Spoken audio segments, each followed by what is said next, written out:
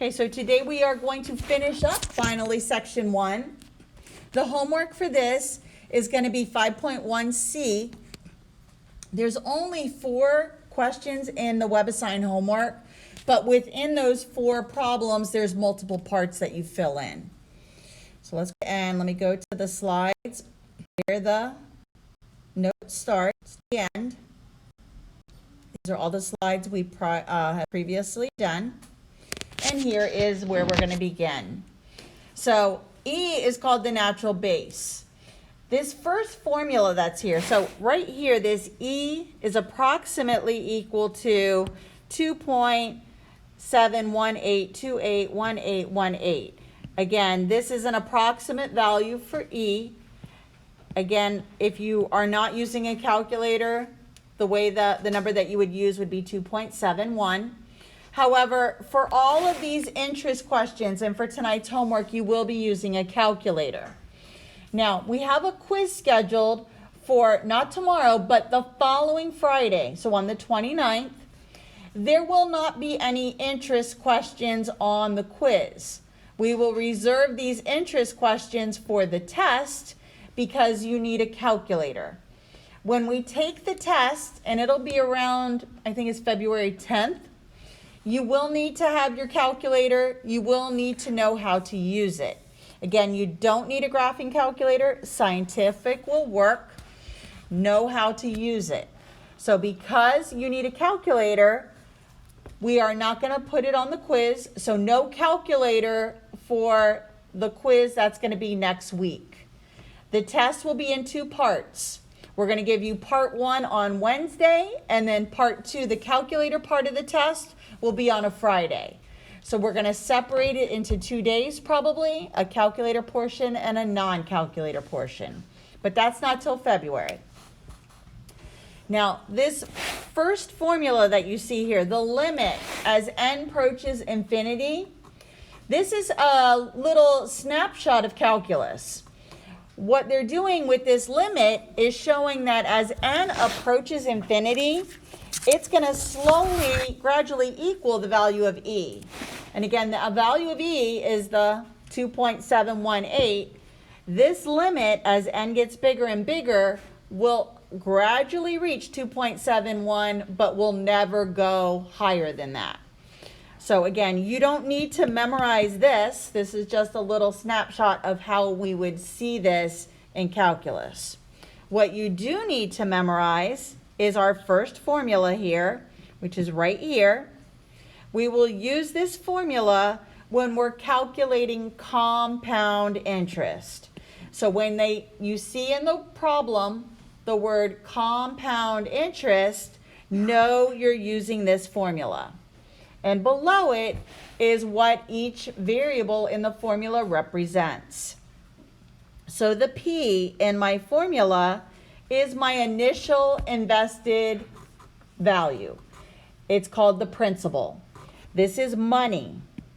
I'm going to be taking some money and I'm going to invest it. Now we can also compound interest on a loan, but let's just talk about making money here.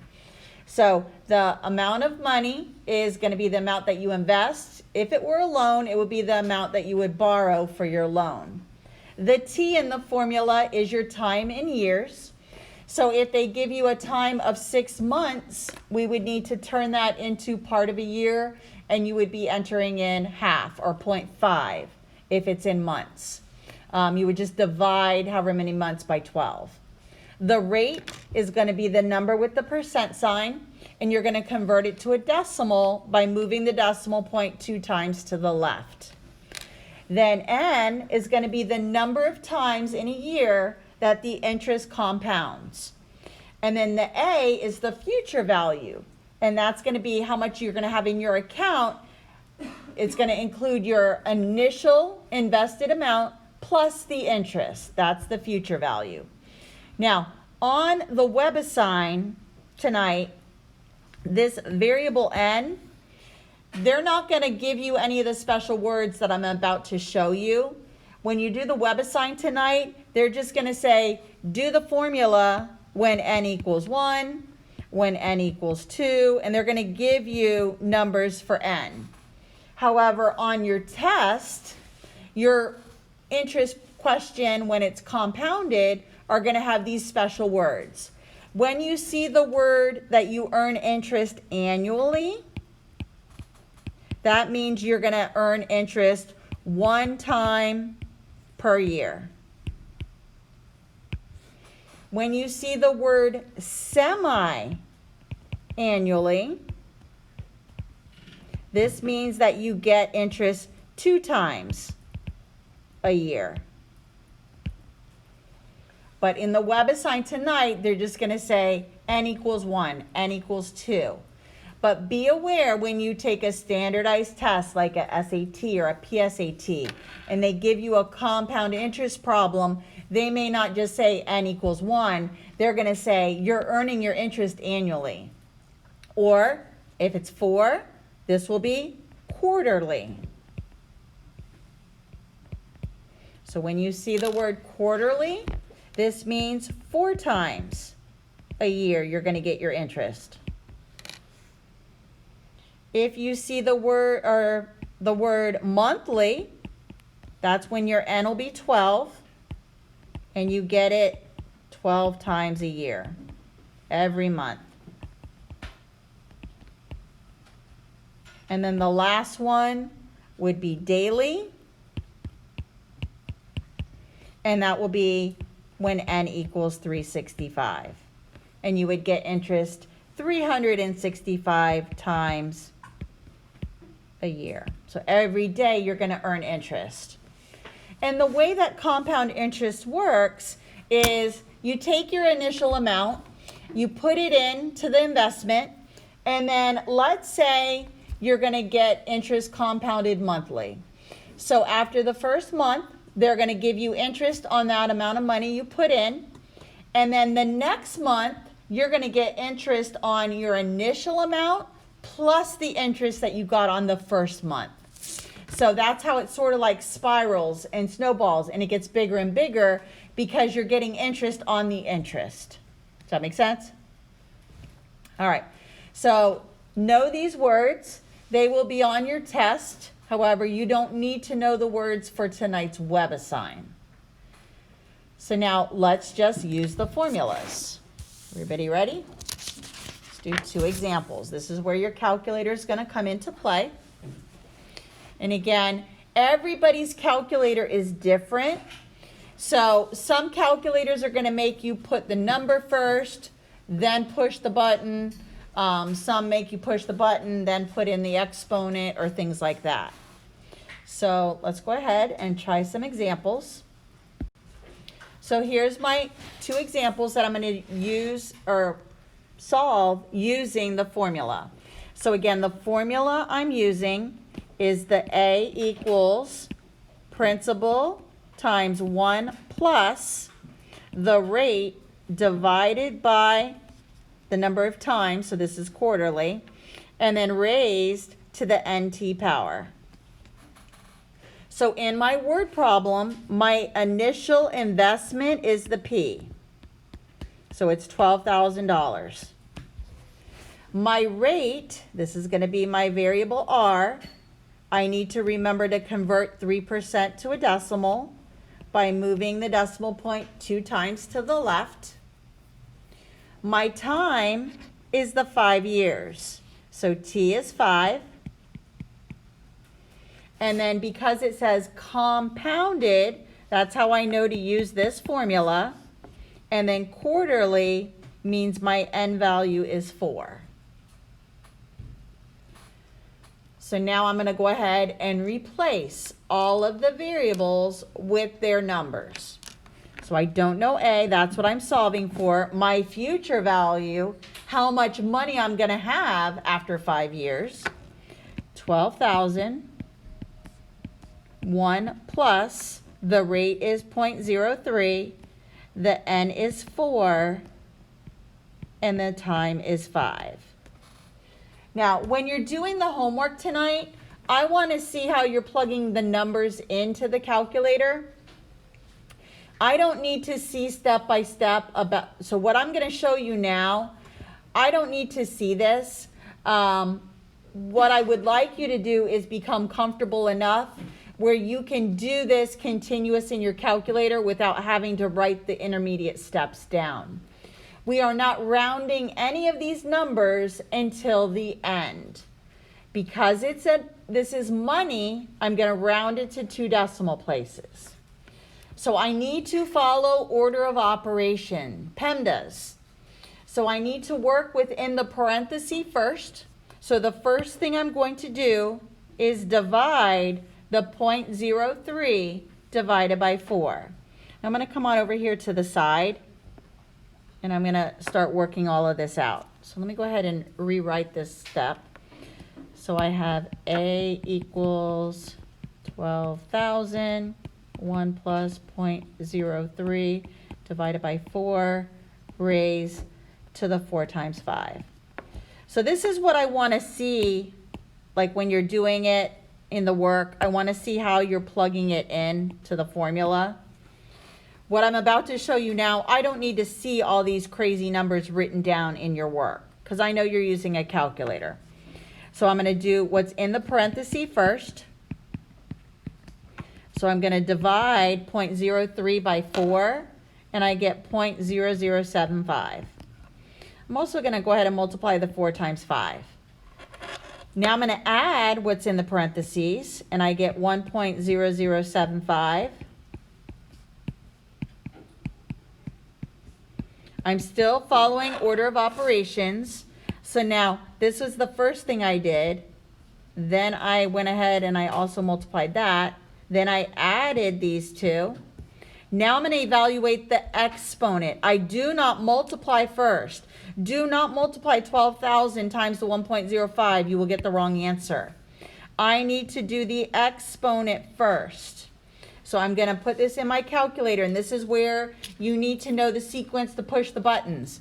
Some of them make you put the base in first, then hit the button, then do the exponent. Some of them, the graphing calculators, let you put it in, you hit the button first, and then you fill in like there'll be a cursor blinking. So just understand how to use your calculators.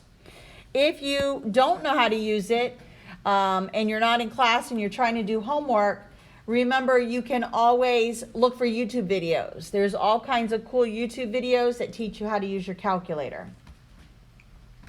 So let me go ahead and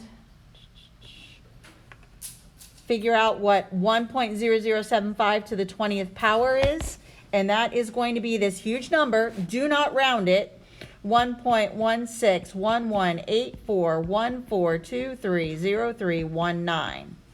Then you're going to multiply that finally by the 12,000.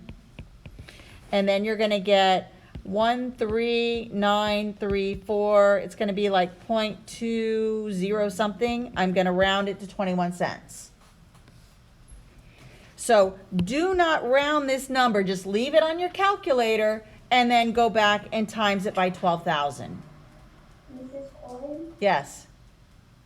Is it okay if instead of getting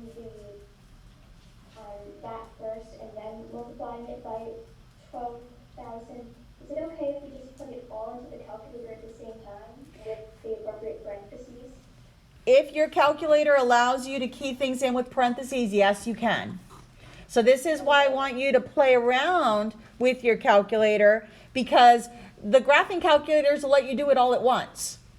Okay, so this is why when you're showing me your homework tonight, I only want to see how you're plugging in the values for the variables. I don't need to see all of this stuff because everybody's gonna, if you're doing this, the graphing calculator, you don't need to do these intermediate steps. So if you're using your iPad calculator, maybe you don't have your calculator yet, what I would do, now just a little heads up for tonight's WebAssign homework. Let's say your answer was this. Let's say it was $13,934, and let's say the decimal was this. 99 cents makes it go up to $1, go up $1. So the answer here, rounded, would be $13,935 and 0.00. So if you get 999 after the decimal point, or 99 and a number bigger than 5, you know you're going to round it to the nearest dollar. So just because the next thing after 99 cents is $1. So be careful on tonight's web assign when you're rounding your answers. Let's try the next one. Everything's the same except for the amount of times you're going to earn the interest. Now instead of quarterly, we're going to get it monthly. So everything else is going to be the same. My P is still 12,000. My rate is 0.03. My time is 5. But this time my N is monthly, and that means 12. So now let me plug everything in. So A equals 12,000. 1 plus 0.03 divided by 12 raised to the 12 times 5 power. And again, this is all I need to see in your work is how you're plugging it in, and then you can put your final answer. If you're not sure how to do it in your calculator with the parentheses, you can show me the intermediate steps in your work. That's fine. So I'm going to first do the 0.03 divided by 12 and add 1 to it. So I have the 12,000. And I'm going to do 1 plus, and then when I divide 0.03 by 12, I get 0.0025. I could also multiply this and get a 60. So then now I get 12,000 times 1.0025 raised to the 60th power. This right here is going to end up being 1.16161678155527, and then you're going to times that by the 12,000, and once you do that, you're going to get $13,939.40. Again, it's money, so 2 decimal places. Yes? When we're showing our work, do we have to write out the entire number? Can we put like 4 digits and then put like dot, dot, dot? You could, if you want to show the work like that, you could just do that, but remember, when you actually do it in your calculator, leave all the numbers. Yeah, I know that. Yeah. When Now, keyword here is continuous. So when you see in the word problem that the interest has been compounded continuously, then we're going to use this formula. A equals PERT. So PERT. Again, P is still the initial invested amount. It's the principal. T is still the time. R is the rate in a decimal. And A is the future value. The E in the formula is the E button on your calculator. So let's go ahead and try an application of this formula. So again, same amount we're investing, $12,000. That's our P value. Our R is the same, so I'm going to make it a decimal, 0.03. The time is 5 years. Notice the words compounded continuous. This tells me that I'm using the PERT formula. So now let me replace those 3 variables. Again, E is the button on your calculator. So A equals 12,000 times E to the R times T power. Now, do not multiply 12,000 times E. We need to evaluate the exponent, and this exponent is only on the letter E. We need to do that first. So we're going to be doing A is equal to 12,000. We're going to raise E to the 0.15 power. So you're going to do that first. Once you get the answer for this, then you're going to multiply it by 12,000. So on your calculator, once you do E to the 0.15 power, you should be getting 1.16183424 272828. Then I'm going to multiply that long number by 12,000, and I'm going to get $13,942. And then it goes 0, 1, 0, 9, 1, 2, it keeps going. Again, I'm rounding to 2 decimal places. So the amount of money, the future value of this account will be $13,942.01. Yes? So how do you know when to use this formula versus the other one? When you see the word continuously. The other one is only going to say compounded. So when you see the word continuously, that's how you know to use this formula. You can write it with this one, we do it. Let's try to modify this. So instead, I'm going to give you the future value. So the future value is $13,942.01. Remember, the future value is A. I'm going to give you the rate of 3%, so I'm going to make it 0.03. And I'm going to give you a time of 5 years. I want you to find P, find the principal, find the amount that you invest. So be able to take the formula and solve for any variable in it. In tonight's WebAssign, all of the questions are asking you to find A, but don't be surprised on your test if I ask you to find something other than A. We will practice finding the variables in the exponents when we cover the logs. So let's go ahead and replace what we know. My actual value or future value is $13,942.01. I don't know the P. I know my rate is 0.03 and my time is 5. $13,942.01. I'm going to raise E to the 0.15 power. Remember, P and E are being multiplied. So in order to solve for P, all I'm doing is dividing both sides by E to the 0.15 power. So in your calculator, you're going to divide $13,942.01. Divide that by E raised to the 0.15 power. Now, you can do this with parentheses. On the iPad calculator, you have to put the 0.15 first, then you hit the E button. So again, it's important you're playing around with your calculator. Now, because this is a rounded amount, once I do this division, the number that I'm going to get is not going to be exactly 12,000. It's going to be $11,999.99214.3, and it keeps going. So see how the 999 makes it round up to the 12,000.